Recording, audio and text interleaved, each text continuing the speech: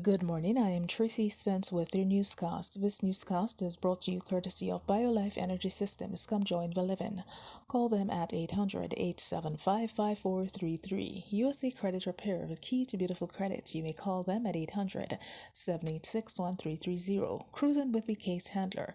A show on personal injury and immigration, weekdays 9:30 a.m. on Saturdays 7 p.m. and 12 noon on Sundays. Now for the news in details. In predicting a dire situation emerging in relation to Jamaica's economy due to the COVID-19 pandemic, opposition leader Mark Golden is calling on banks to exercise discretion in relation to persons facing challenges in meeting their loan obligations. On that premise, he is urging the government to craft a plan with measures aimed at saving small and medium-sized businesses that are reeling from the economic fallout caused by the pandemic. Speaking at the St. Mary leg of his familiarization tour on Wednesday, Golden said the country had negative growth in 2020 of over 10%, describing it as a huge hit to the economy, which many people are starting to feel. He elaborated that savings had been depleted, debts had been mounting, and the banks are pressuring people to service their credit cards and their other debts, and there is no revenue to do it from.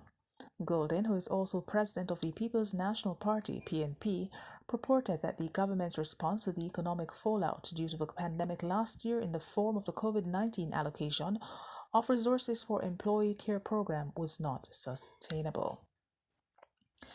The ongoing debate over whether to legalize abortion in Jamaica has escalated with the controversial recommendation from the Caribbean Policy Research Institute (CAPRI) that minors be allowed to access an abortion on their own without the consent of a parent.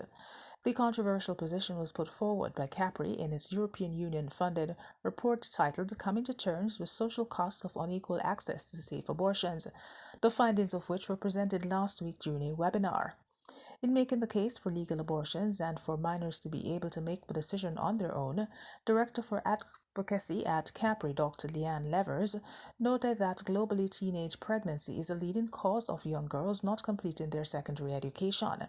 She pointed to a study which found that in Jamaica in 2013, some 60% of teenagers who gave birth did not go on to complete their education and subsequently had another pregnancy during adolescence.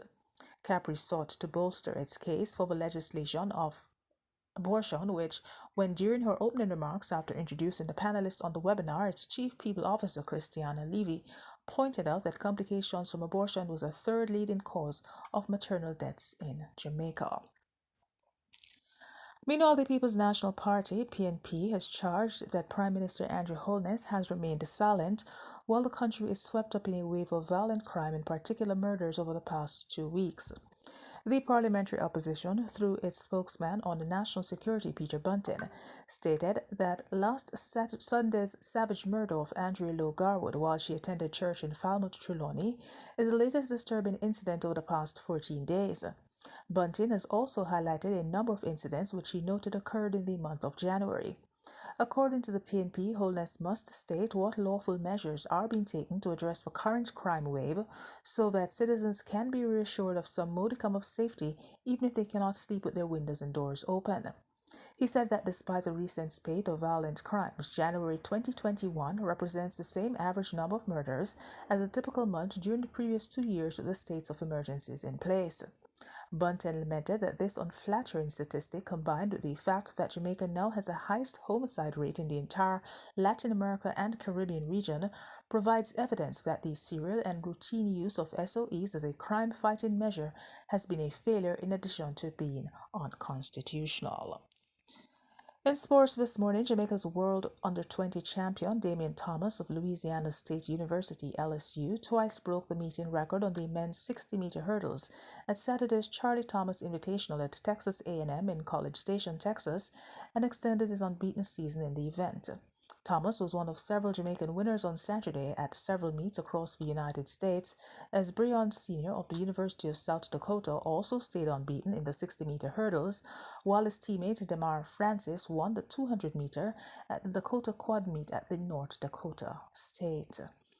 And that is it for the news. This newscast came to you courtesy of BioLife Energy Systems. Come join the living. Call them at 800-875-5433. USA Credit Repair, the key to beautiful credit. You may call them at 800-786-1330. Cruising with the case handler, HO on personal injury and immigration, weekdays 9:30 a.m., on Saturdays 7 p.m. and 12 noon on Sundays. On behalf of the news and the production team, I am Tracy Spence. Do you have a good morning?